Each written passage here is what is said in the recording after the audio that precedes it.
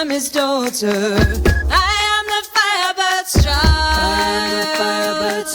I am the firebird, the boldest song you've ever heard. Join in the dance and make it wild, wild, wild. Join in the dance and make it wild. To see a maiden dance around the fire is not so strange, but fire dances around the limbs of this. Norway was conquered.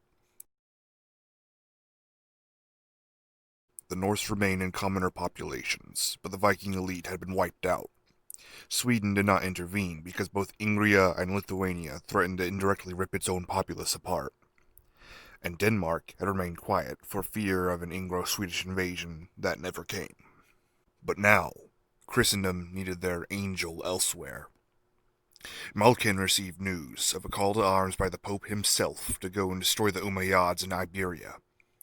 Malkin believed it was his divine mission to rid the world of those who refused Christ, and his successes against the Norsemen only reinforced this belief. Of course, the Celts did not have limitless manpower or morale. Reassignments and clan recruitments were inevitable, and so, by the end of 960, the bulk of Celtic forces who chose not to settle the cold frontier withdrew from Scandinavia to sail for Iberia. At a stopover in Calais, the Celtic armies were spotted by Danish traders, who returned to Denmark with exciting news. The Celts have moved on. All it took was this, and a visit from a Vedel ambassador relaying that they had no longer faced an Ingrian threat for King Thorvald Skildung to mobilize against Celtic Norway. But Albrand knew what was coming. Naturally, the outsiders of the time, even those educated, had a limited understanding of the geopolitical landscape of Scandinavia. The idea of a Norse king somewhere outside of the nebulous lands beyond the Nordfjell was always a lingering possibility, but Malkin did not think it was true. Albrand knew it was. Norse trade ships were spotted all around the coast of Europe, yet none arrived in Norway. But doing something in preparation would prove a challenge. Albrand had barely an army at hand. A small few detachments left behind to deal with any native uprisings, and whatever militia he and the other clan leaders could muster. It was the time, he thought, to institute a policy of every clan within the charter to recruit and train an army within their means. The Wakonkobaruad had a head start in this aspect, being split from a clan known for their warriors. As a consequence, they often loaned out nobility to other clans to train their armies. The program, as it stood, was successful, but it did not solve the problem of numbers. Despite the mass influx of Celtic settlers and the non-zero number of remaining Norse commoners, training rosters were small even by standards of the time. Worse still, several clans lacked the means to train a large number of soldiers, as settlement was recent and the Celts had not yet truly tamed this land for commerce. Albrand had to resort to the one thing he knew, the one skill practically hard-coded into his DNA as a former man of Wolmarkada: trade. He had to somehow convince Thorvald Skilding that Niórua was more valuable to him as is than as was. Contrary to popular depictions, the Norsemen were traders, first and foremost. We only hear about the Vikings and their raiding parties because they struck fear into the hearts of Christians all around Europe, and served as a strong conceptualization of the other to unite against. Albrand understood this, having done business with Norsemen once upon a time. He just needed a good marketing strategy, and, as it happened, he found one. Precious metals, chief among them silver and low-grade iron, were being discovered by surveyors all throughout Norway, primarily concentrated in the southern Harnafjörda region. Albrand didn't have the numbers to build an army, but he did have the numbers to staff a series of mines. He offered to parley with Thorvald on neutral ground in the Rhine Delta to discuss a peace and trade deal, which Thorvald entertained, perhaps intending to use the meeting to humiliate Albrand. Albrand claimed to know where silver mines were, and how to mine them efficiently, only partly true, as staffing each mine proved a time-consuming process, which Thorvald could not achieve with his own populace, in exchange for Danish grain and animals. Thorvald countered by threatening to simply seize the mines from the Celts at some point in the future. Albrand reminded Thorvald that Malkin would return in full force to destroy the Danes if he did so. In the middle of explaining this, Thorvald drew his sword and exclaimed that he wanted all of the wealth and didn't want to share.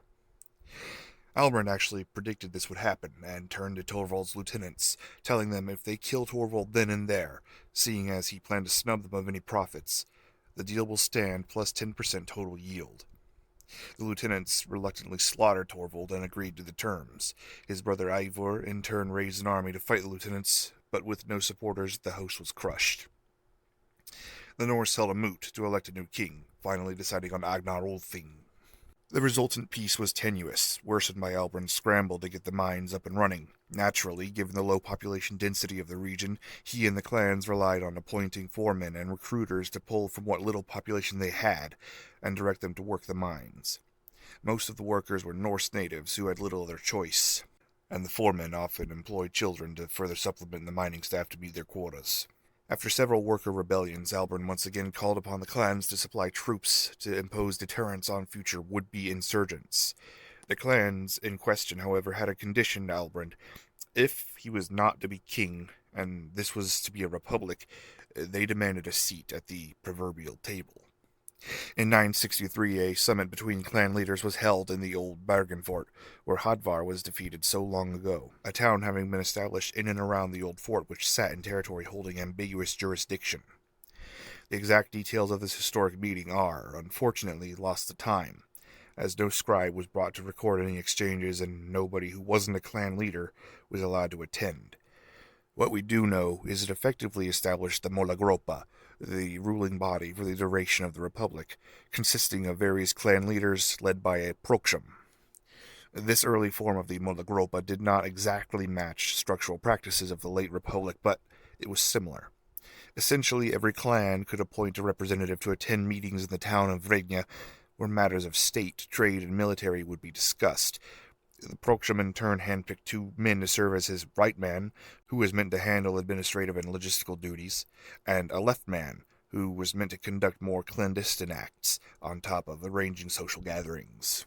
Things took a worrying turn in 976 when King Agnar fell ill and died suddenly. His now-grown son Einar fought challengers for the throne and won, now setting his hungry sights for Norway, which he had heard stories about as a child, a land belonging to the Norse, stolen by the Celts, and now Denmark had to accept it as a necessity of trade. But Einar did not see it so. He was present, albeit as a child, at Torvald's fateful summit with Albrand, and he clearly remembered the plans to sack Norway and seize the mines with force. His own lieutenants strongly protested this, noting that all reports say the Angel was almost done conquering the Iberian Peninsula. He could soon enough sail back to Scandinavia and sweep across the land. But Einar was young, and he had few accomplishments of his own. Taking Norway was simply too sweet a prize to ignore. Einar led most of his berserkers into his ally Sweden and followed the coast lining the Kattegat and Skagerrak, intending to come up and sack the town of Konstatrotsaker and Wakonkabarua territory.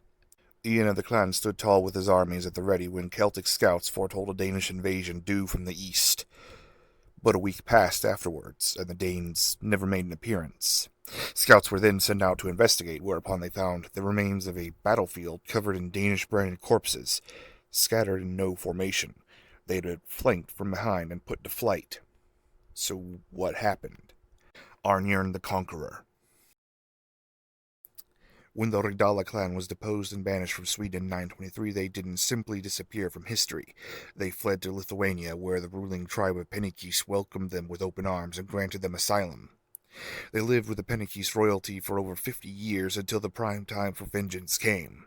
And it was now. Arnjern Ridala grew up alongside the Prince of Lithuania, Gerdenis, and learned of the advanced hide and ambush tactics used by the Balts against Swedish invaders. He was somehow able to catch the Vedel clan leaders with their pants down in this way, and reclaim the crown of Sweden. Amidst the conquests, he did sustain an injury leaving him infertile, so he named Gerdenis his heir apparent. None of this was planned with the Celts, of course. It was bad timing. However, Arnjern was assassinated in 979, only 3 years into his reign, causing a brief Ulfing reclamation of Sweden before the sound of the wind in the distance carried the name Bjargunas. Denmark was, of course, mortified at the entire series of events. Einar disappears from the historical record after the infamous first ambush, likely falling in the massacre, faceless in a sea of faces. His cousin Ragnar Ulfing stepped up to near unanimous support amongst the Norse elite, but he chose to honor the terms made with Albrand, fearing the man ever since the 960 summit. All the better for Denmark, then, that in 980, Albrand kicked the bucket, around 70 years old. Celtic Norway now had a sudden dilemma: succession. As a merchant republic, they would of course elect the next Prochum. But what wasn't certain was who got to vote. The main debate came down to what criteria qualified a clan to register as an elector. In the end, it came down to clans that owned mines, employed their own troops, and themselves boasted a core male population of more than 50, though these criteria would shift and morph as the centuries progressed.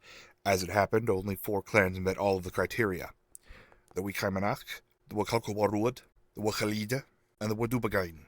Smaller clans were still offered power in lesser capacities, acting in practice like bannermen for the 4 clans. Ultimately, Enri Wakalida, owner of the largest mine in Norway at the time, was elected the second Prochum. The electorate necessitated the collection of census data, a task which was assigned to church officials both to get them off the merchantry's back and to record areas with the significant remaining Norse gods-fearing population, and ensure their own elites don't get any meaningful positions of power. By 985, a clan charter was drawn up and enacted, dividing the lands of Norway between each elector clan. The Morsnori clan, descendants of the slave that helped the Celts conquer Bergenfort, were appointed as rulers of the Shetlands and Faroes to act as ambassadors to Dublin. Henry did not immediately want war with either neighbor, as was a popular outlook of the day, as Norway now suffered from a lack of talented blacksmiths to shape any metals gathered into weapons and armor. His first act as Prochum was to write a letter to Ardri Malkin, requesting veteran blacksmiths to come and take on apprenticeships in Norway to help establish a guild. Malkin responded by sending Tad Blackhand, known for learning how to forge the elusive Damascus steel whilst tending to Muslim refugees in Iberia. But Tad was as much a showman as blacksmith, and his journey to the north was well documented by everybody, including Norse traders. He often minted fake coins to toss the crowds at docks, and gifted one of his finest blades to a trader named Bragi Kilson, a lieutenant of Ragnar Ulfing. News of the Celts in Norway bringing in a master blacksmith was alarming. Why would they need him, if not to arm an army? Ragnar sent an envoy to Regnia to reveal his knowledge of the equipment plans and talk Henry out of it, but was reassured that it was purely for internal matters. Then, it was 989. Celtic Norway now had a true, bona fide army in the form of disjointed but well-armed clan retinues. Ragnar learned of this and issued a warning to Henry. Another letter was sent to Malkin, reportedly only saying, "Denmark is weak. The time is now." When Arnjorn was offed in 979, Borgulfing claimed the crown of Sweden, but officially, by succession law, it belonged to Gerdenis, who, surprise, also became king of Lithuania that year. Gerdenis was a tactical genius and a scholar of theology who heralded an unexpected change in Scandinavia: the infusion of Baltic paganism, specifically a nice, neat version of it in the form of a Greek scroll co-authored by Gerdenis. On top of that, a Baltic alphabet derived from Greek was developed to write their native Lithuanian with. This posed a significant advantage over Norse religion that Christianity shared: common, codified, traditionalized writing, offering structure amidst the chaos of conquest. Luckily for the Celts, Norway was not next on the list for Gerdenis. Unluckily for Denmark, they now had no allies. And naught but doom awaited them, as in the distance a ship could be seen carrying the most feared man in the known world, Malkin, the Angel of Christendom. Iberia was long finished, now an independent empire ruled by a non-dynastic nephew of Malkin's. It was time for round 2 with the Norse.